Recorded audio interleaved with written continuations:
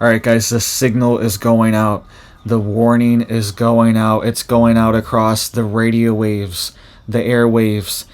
People are getting on their ham radios and sending out the signal, and they are responding. And they are saying that we only have 48 hours to 72 hours to get ready if you are in these certain locations. Right? They are saying that these cities are going to be hit extremely hard, and they're also warning that you need to be, quote, stocking up now. Right? That's the warnings that are going out on the airwaves. Multiple people are confirming this and saying that this is happening, and you need to be getting prepared. You need to be getting ready right now. Right? It's 2024. Spring is coming, and the time is now. The time to be getting ready for these things that are coming are right now. All right, we know what's happening. We can see it. Everyone can see it. Everyone can feel it. They are allowing these things to bubble up and become a crisis level because they are taking advantage of it.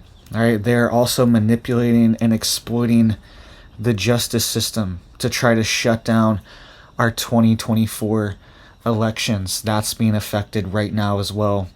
They are trying to shut candidates out of the elections right now as well. Right? So this is what's happening in our country.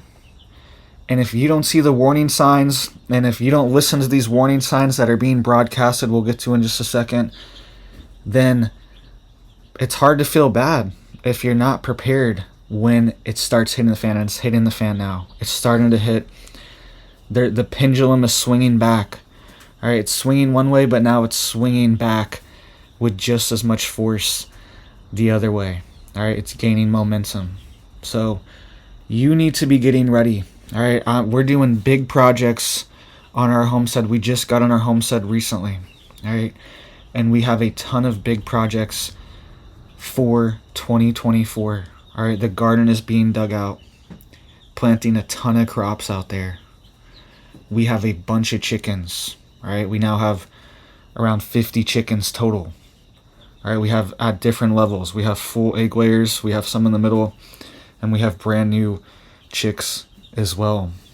All right, we are starting our own little hatchery here, getting our chicks going. We're going to start developing our own breeds and chicks here. All right, this is the future, is backing away from these supply chains, backing away from these systems, and creating our own systems, our own little homesteads, our own little whatever you develop. All right, it doesn't even have to just be homesteading. You could have another skill that is valuable. You are good at building homes. You are good at engineering. You can develop. You're good at motors. All right, you're good at working on motors, cars, engines, all these things. All these skills are going to be incredibly valuable, and we need to be producing our own local economies and our local supply chains so we can deal with these crises, because they are warning that we're going to see major shutdowns, and you need to be getting prepared right now. All right, you need to have animal feed. We could even see, I don't want this to happen. I'm not encouraging this or saying this should happen, but we might see panic buying. All right. It's only going to take a small percentage of things being shut down, especially these major cities. It's only going to take 5 to 10% of a shutdown in the supply chain and the logistics going into the cities to potentially cause chaos. And then people are going to start panic buying. There's going to be no food on the shelves, even when there's a storm. Think about it. There's a winter storm, snowing. It snows every year in these certain places, but every year people panic. They are unprepared. They are not ready for the snowstorm, even though they've warned people a week before, the entire week before. And now we're getting the same warning. They're saying we have 48 hours, 72 hours to get ready for this until things shut down. Right? And they're saying we need to get stocked up right now. So let's get into what people are saying, boots on the ground, this message, this signal that's being sent out over the radio waves, the ham radio. All right, this is being broadcasted throughout the country, and people are responding, and they are saying they are going to shut it down. All right, so let's get into the details here. This is what's going on in New York City. We now have this trucker convoy that is going to block goods going into New York City. They're going to refuse to do any deliveries to New York City, and we have truckers warning that you need to get stocked up now. They're saying that this is going to take a few days. They put out this warning video a couple days ago, and they're saying that it would take about a week for this to really hit. And now we have 48 hours to 72 hours until we reach this time frame when things are going to start hitting. All right, and people are saying it's gaining momentum. It's gaining momentum. This is what Chicago Ray said. He was the original trucker that put out this broadcast and put out this video to say that they should shut down shipments to New York City in response to this crazy verdict for President Trump, right? This verdict, this unlawful verdict to put these outrageous fines and to ban him from doing business in New York City. And they are responding. And also to this migrant crisis, that's part of it as well. That's why a lot of truckers are upset about this as well, is that New York City is the epicenter of this migrant crisis. And if we see even a small percentage of the supply chain, 5 to 10% cut off, we could see chaos in these cities. And I've already been warning you that these gangs are taking over these cities. The FBI was warning of it, that these, quote, migrant gangs, specifically from Venezuela, are forming inside of NYC and forming alliances with gangs that were already there and running crime rings and crime networks inside of the city. All right, this is what Chicago Ray said. He said that he put out a new video. All right, he said, I ain't the leader of any movement. All right, he's saying that he doesn't want to be the leader or the face of this movement, but he says he supports this movement. All right, he's saying he's not the leader of it, though. All right, understandable that he doesn't want that pressure, and that's not, he said he didn't expect this movement to catch fire. All right, but this is what people want. People are ready for this, and they are sick of this crap in our country. He said, I ain't the leader of any movement. I'm my own man, period. God bless America, God bless Trump, and God bless every truck driver in this country. He also claimed that despite taking down the first video, he said there is still a movement among truckers for Trump who are, quote, refusing loads as a form of protest. He said, quote, I'm in Wisconsin and I'm hearing guys refusing loads to New York City. This could take longer than a week. My advice for New Yorkers is to start stocking up. There's millions of truckers for Trump, millions of us. Leave Trump the F alone. That's what he said. That's what Chicago Ray, Trucker Ray, said from Chicago. He said that he's hearing it on the radio waves. They're refusing loads in Wisconsin. He's from Chicago. He's hearing it there. People are also backing it up and confirming. I saw people in the comment section confirming it. They said, quote, I'm an owner-operator and I won't go to New York for nothing. That's what they said. People are sick of this crap. They don't want to support this nonsense anymore. All right? This is it. This is our country that we are fighting for right now. Also, I saw another person say, they said, anyone listening to CB or ham radio knows that the trucker boycott of NYC is real and growing. And he said just a 10% drop in deliveries would create havoc quite quickly. Entirely true, entirely true. Even a small percentage. This is a massive, this millions of people. I believe it's around 8-9 million people that live in New York City alone. Just the central New York City, not to mention all the metropolitan area of it and all the hundreds of thousands of, quote, migrants that have been imported into the city as well, that could wreak havoc and create chaos if their benefits, their, quote, benefits, their entitlements, extremely entitled, if that's taken away, right? And this is what's coming. This is what's coming. They're bringing it in. They're using this crisis to seize people's property, seize all their assets, all right? They're using this crisis, all right? And they're also using this crisis when stuff dries up. people are going to freak out. People are going to freak out, and there are military units that have slipped through the cracks that have been allowed to come into our country and set up and have free housing, free. They're setting up illegal businesses, selling illegal things, illegal substances to fund their military operations that are inside of our country operating. It's all over the place. It's in Maine. It's not even where you expect either. It's all over. Washington, Oregon. They're setting up these bases all over, these military units all over the country. I've been reporting on it for months. All right.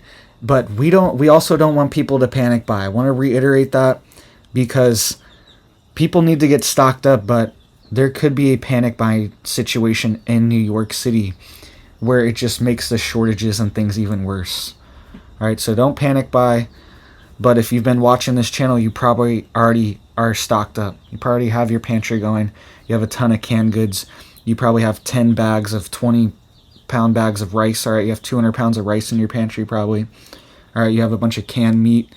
You have a bunch of canned beans and dry beans. All right. This is what you need to have so you can lock down for, I'm talking weeks. Weeks. We're going to be in situations very soon. There's all these things up in the air. We're going to be in a situation soon where we are going to be forced to be locked down for weeks. And you're going to have to eat what's in your pantry, eat what's in your home for weeks. All right, that's what's coming. And check this out. All right, while we're dealing with all this crap, all this stuff, strains on the supply chain, strains on the resources, on the money, the debt, the economy, everything's stretched thin right now and strained right now. And at the same time, this is a new report. It says 7.2. This is the official number as well. The number's actually higher because there's, quote, gotaways. We'll get to that in a second. But here's the official number they're putting out. It says 7.2 million illegal aliens entered the U.S. under the Biden administration, an amount greater than the population of 36 different states. Absolutely insane. Absolutely insane. And it says the total number of illegal immigrants who have entered the U.S. under Biden is larger than almost every American city. This is insane. Larger than 36 different states. And they're saying there's also millions of, quote, gotaways that they never even caught or processed. All right, so the number is way higher. Way higher. They're saying it's potentially over 10 million. I think it's even higher than that. I've seen numbers where possibly it's even over 15 million, in between 15 and 20 million people based on the numbers I've seen processed. Possibly. It's hard to know because they're gotaways. All right. Here are the 36 states, though, that have a lower population than the amounts of, quote, migrants that have entered the country since Biden has been in. This is absolutely insane. These 36 states: Alabama, Alaska, Arkansas, Colorado, Connecticut, Delaware, Hawaii, Idaho. Let me know if you hear your state down below. More people entered the country than are in your state. This is insane. This is unsustainable. Idaho, Indiana, Iowa, Kansas, Kentucky, Louisiana, Maine, Maryland, Massachusetts, Minnesota, Mississippi, Missouri, Montana, Nebraska, Nevada, New Hampshire, New Mexico, North Dakota, Oklahoma, Oregon, Rhode Island, South Carolina, South Dakota, Tennessee, Utah, Vermont, West Virginia, Wisconsin, and Wyoming. I'm sorry to laugh here. I'm sorry to laugh, but sometimes, like, when I'm reading this news, it's so ridiculous that I just have to laugh. It's like a cope that I'm just in such shock that we've imported a higher population, admittedly, than all of these states. 36 different states. Like, I'm sorry to laugh here. I know this is serious, but it's unbelievable. It's shocking news. It literally shocks me reading this stuff and really just processing it, saying it out loud. It's one thing to read it, but then when I say it out loud, it really hits me sometimes. Like, this is our country. This is our country. It's changing, and they're doing it on purpose. They're allowing this to happen. All right, this is a crisis, total crisis in our country. All right, You can see here it also says the total does not include an estimated additional 1.8 million known, quote, gotaways who evaded law enforcement, which would make it bigger than New York. Right? It says taken together, nearly 10 million migrants have crossed into the U.S. illegally during the Biden administration, a record Biden's critics assert could only be achieved by intentionally refusing to enforce the law. Right? That's extremely true. They are refusing to do it.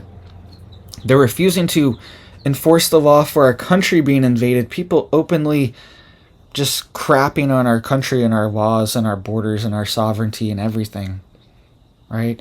But then at the same time, they're so strict on the person that's running for president. This is like banana republic stuff that's happening right now. But now Trump's under a microscope and they're pinpoint trying to find every little thing they can and exaggerating all these things, saying that he's exaggerating property values, all these things. They're really just trying to find any little thing to pinpoint and get a got him. You know, it's like one of these got him situations. Find the man, find the crime. All right, that's what's happening here. This is unjust. This should not be happening in our country. We have complete lawlessness in our country. Chaos, cops being beat up, all this stuff. These gangs taking over these cities. These criminal networks are poisoning our cities with these illegal substances, and people are dying all over the place. Right? This is a personal issue. I know people personally very close to my family, multiple people that have died from these illegal substances that are crossing over, this crisis that is happening at our border. Right? This stuff is real. This is happening in our country, and it needs to stop. It needs to stop. And it's being allowed to happen. And we have all these resources to prosecute Trump, but then there's no resources to prosecute the actual criminals that are causing chaos on our society. Right? So very sad state our country is in. We're getting close to this collapse situation. Right? I'm very concerned for 2024. The closer we get, we could see a major event, a major cyber attack, major war, major false flag, combination of these things. Right? Real and false flag.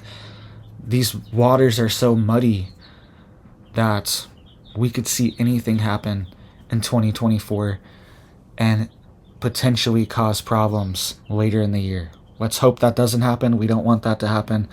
But it seems like they are putting a lot of cards on the table. A lot of all these crises. Why would they be allowing all of these different crises to manifest and to explode at the same time in an election year too, in 2024 as well? Why would they even be allowing it? It looks terrible. They look absolutely terrible.